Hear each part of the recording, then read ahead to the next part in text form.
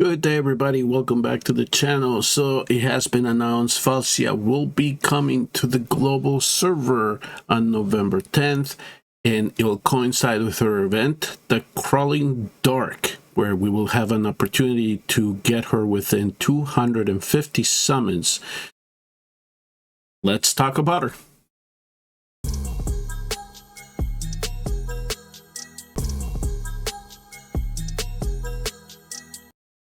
Falcia is a fighter from the Northern faction, and she is a hybrid damage dealer. Let's talk about her kit. So her ultimate is the Shadow Slash, which will allow her to deal 60% magic damage and normal damage, 5 slashes each, right? Which goes according to the type of swords that she has here. One is red and then one is blue, so presumably the red is possibly doing the magic damage. If you skill her up, you have the opportunity to bring this down to 220% for each one, and you can reduce her skill cost to 100. Going along with her talent, which is after performing her basic attack 20 times, she will get this Demon's Lion stance that lasts for 25 seconds. And this Demon's Lion stance is a basic attack that will deal an extra 160% through damage, and the Shadow Slash will deal 260% through damage 5 extra times. So it just gives her more of an opportunity to do more damage. Her passive also has to do with the Demon Lion stance that allows her to get into that stance when you deploy her for 31 seconds, and you can bring it up to 41 seconds if you do have the skill dust to elevate this as much as you can.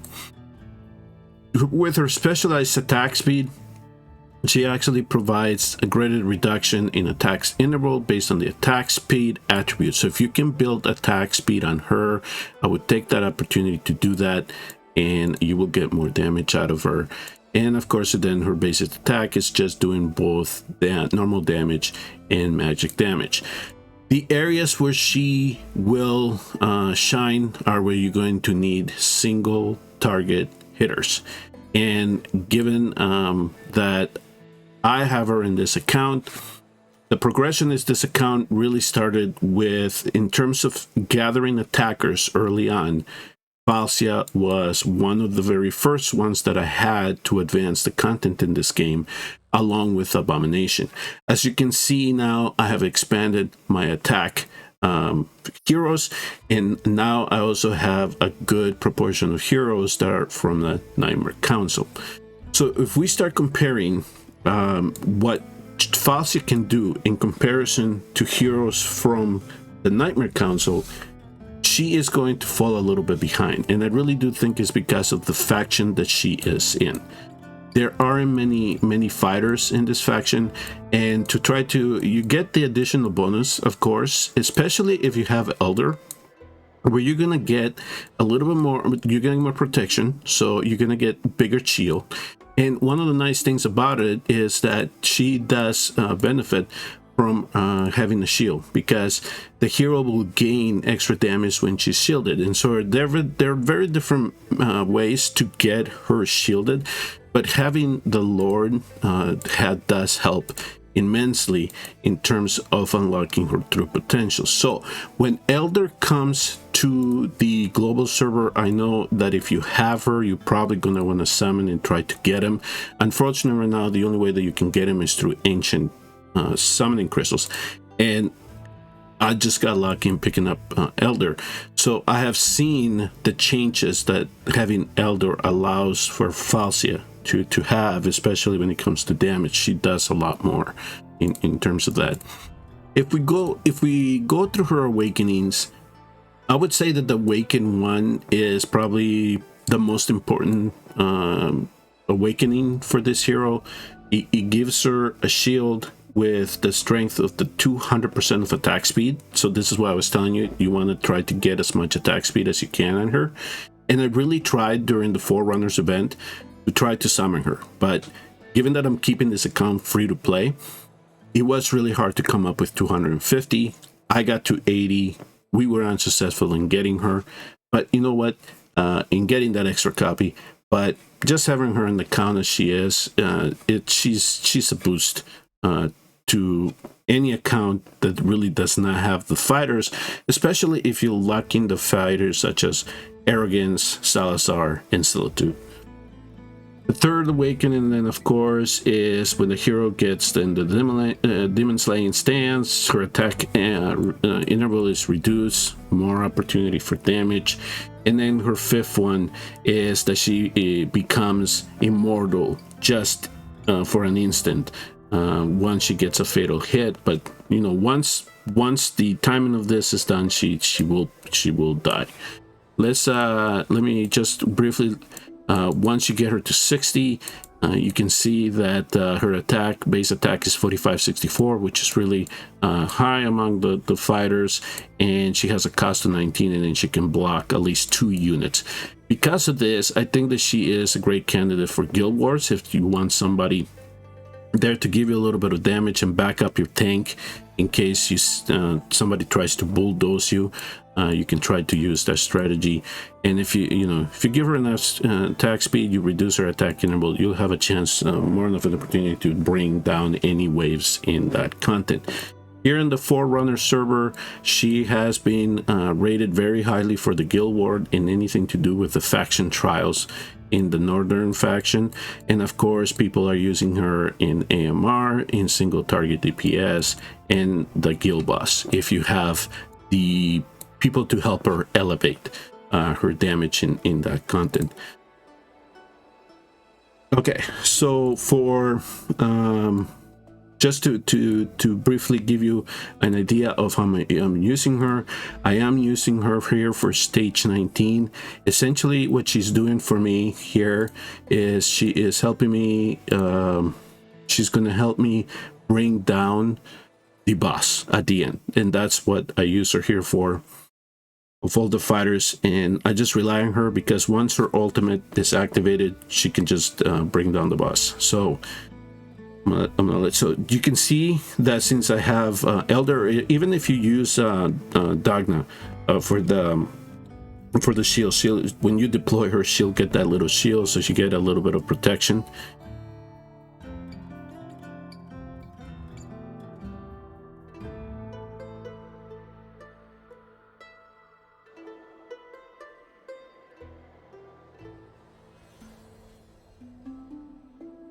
So then, as you can see here at the end, I have cleared everything out. So now I'm just waiting to take down the boss, and I'm gonna bring in Falcia. She is the fighter that I used to bring down the big golem here at the end. You'll see her now that I'm gonna just let her slash, do her basic attacks, and with the true damage and normal damage, she can easily take down the boss when she has the opportunity to do so. So that's one of the raid stages that I use her in at the moment. Okay, so this is a little bit of content that I recorded for the guild boss, and right now at the level that I have the account in, I am hitting NM3, and I actually have been able to elevate this since I have been able to summon more fighters, especially from the Nightmare Council. For a while there, she was my main damage dealer when it came to the guild boss, especially in the early game. But now you can see that now that she is surrounded by heroes with the Nightmare Council, that I can start getting an idea as to how much damage I can get in comparison to the other heroes that I have in this account. For this run here, Falcia is actually out damaging her by 5 million at least in this run here. But keep in mind that not only am I bringing her Wrath, but I do have other heroes that I brought in along with Falcia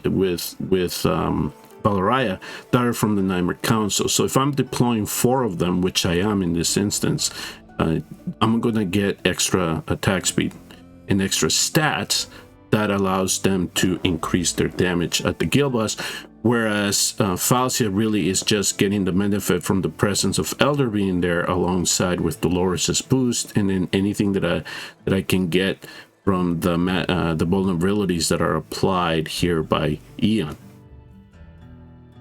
So for this run here, all I'm going to do is I am going to put the lords that I have in with Wrath, and I'm actually going to bring Dagna in instead of Elder, because I just want Valoraya and Falcia to go head to head on this, just to give you an idea of how things are going to play out, because the surrounding cast does have a big role into how these heroes are going to perform. So I showed you how in a natural run the Nightmare Council heroes are doing, especially Valoraya is doing slightly better than Falcia here. But let me just show you how I'm setting everything up here, so you can see there Falcia and Valoraya being set, and I'm saying Eon here for the vulnerability. I'm not using the lords, I'm just going to leave them there. So she gains that slight shield there, which is broken up by the dragon. So she's not going to have the shield often at all. But when she has a shield, at least we'll have the opportunity to do some damage. So when Elder is present in my runs, she will get a shield every time you see the animation from the Lord come in. She will start getting a shield, which then adds to her damage, of course.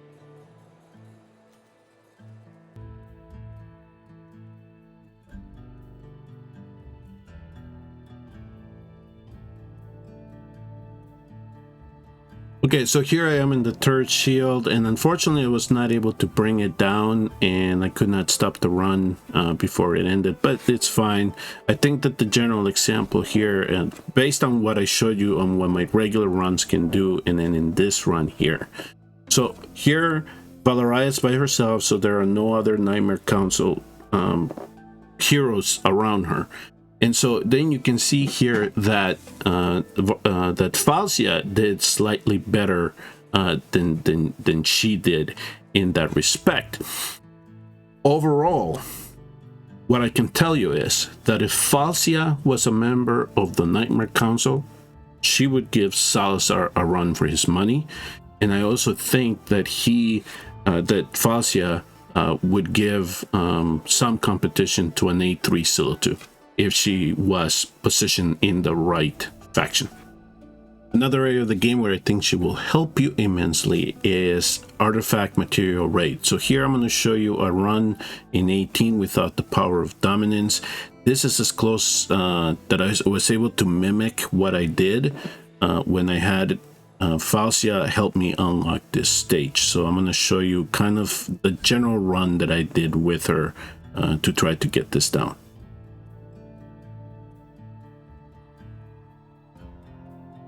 Okay, so my cast was essentially, I had Elowen brought in. I'm gonna use Oleg as my tank.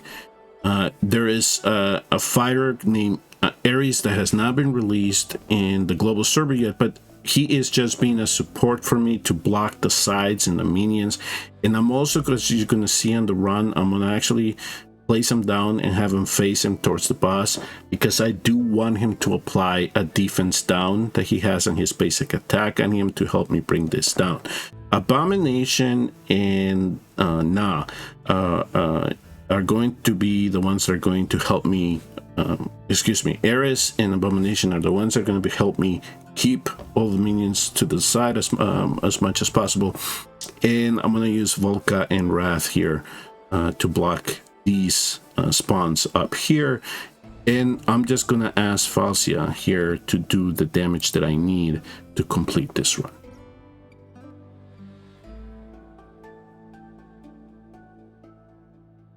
So I want you to kind of just look at everything that is going on right now. This is where I'm pretty much setting up my support system right now. I only have the Voss at 91%. So this still seems like a long way to go, but now I'm going to bring Falcia in. And this is now the time for her to start chopping down the boss and try to get this run down as soon as possible. Unfortunately, the way that I have her build right now, she could not be the first fighter that I placed down here. And as you noticed, Elder already had a shield, so that helped him survive this first smash from the boss. Falcia would have not. But now that I have my Lord Elder here with Falcia, I have the shield on her. So now she's able to survive better. And I also, since I have Elowen on the platform, and I have the wooden elf. Now I can sustain her and be able to make sure that she can last the fight.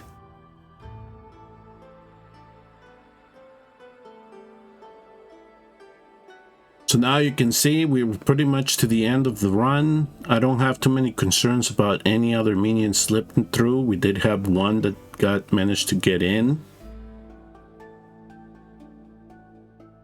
So at this point, things were looking okay. And as you can see, he is going to go down eventually, and we were able to manage to get him down. The thing here is, if there was a change that I guess I could have made to just show a little bit more relevance into the global server, would be to take Elder out and just have Renee Dagna to just give her that slight boost. And then you're going to have to bring another fighter instead of Elder for me that could do a little bit more damage, right? That could be on par with Falcia to try to bring him down. So you see the case here. Elder did damage for me, but it wasn't as immense as that of Falcia. So if you don't have somebody like Elder, bring in another fighter, somebody that can help you get that damage done, right? And then just make sure that you have the right support system to try to keep Falcia up alive in these battles, if at all, when possible. Okay, so lastly, let me talk about the gearing here. It was essentially what I did because of the account. So I don't have a lot of gear in this account, especially for being a free-to-play. I'm still building it. These were the pieces that I had. I focus attack speed, critical attack bonus, critical damage, and attack bonus as being part of the main stats when it came to her, which overall gave me a build that was around 14,000 attack. And as I keep building up my Hyperion, this is going to just go increase, and it'll continue to try to get her into the end game.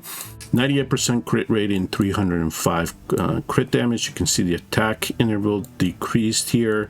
And what was the other stat that you want? The speed, attack speed. So I tried to get as much attack speed as I could of 283, and of course that allows her, the attack speed allows her to gain that extra, that specialized attack speed, right? So you can get less of an interval. So that's where the minus 1.3 comes in. So if you can get more attack speed on her without losing too much damage, then I would suggest you do that. Now remember, I did do the comparison to Valoraya when it came to the guild boss. So just to kind of give you a general idea of how I'd have Valoraya build, she's at 17,000 attack here, 60% crit rate, and 293% crit damage. So I do really think that when it comes to comparing her to the Nightmare Council heroes, that she Falcia can stand on her own. It's just she's on the wrong faction, and I think that because of that, she gets just a notch down on a tier list per se on what she is really capable of doing. Her kit is built for single target damage, and that is essentially what she is. Any type of bosses that are going to be coming into the game, that is where you probably want to use her. And I'm not going to try to let me see here. Yeah. And not to give you too many spoilers, but here we have the Immortal Codex, where I have to go in and challenge some stages where then essentially you're going to come to a big boss, right? I think that this is kind of the area where she will also excel. But if you need somebody that can help you and try to step up damage, especially against bosses, I use her in campaign a lot too, especially when I need single target damage, and there are any of those bosses in the Void Rift when I need single target damage. That's where I use her as well. Those are the areas that I think that she will shine for you if you decide to go for her. Hope that this showcase gives you an idea whether 250 summons is going to be worth for you to go get yourself a copy of her, and if she is going to be a great addition to your account. If you're early to mid-game, she will help you immensely in terms of progression. If you are just getting to the end game, maybe she will help you in possibly, you know, if you need to get that jump into AMR 18, she definitely help you in that regard. And if you need to elevate your damage in Guildby's Nightmare 4 and you are still lacking the heroes to help you get in, you know, at least the 2 tries to get the 50,000 blood points, she will be a great addition to your account. And just, you know, as of right now, you're not going to see her true potential in the global server until Elder is released. And if you are lucky enough to summon Elder from the Ancient Crystals, then I really think that you will see what Falcia can really do for you in your account. If you have any questions, please post them down below and I will answer them as soon as I can. Good luck if you decide to go summon for her, and hopefully you don't need the 250 to get her in your account. I want to thank you all for tuning in and watching, and I will see you all in the next Watcher Realms video. Their souls are mine to take.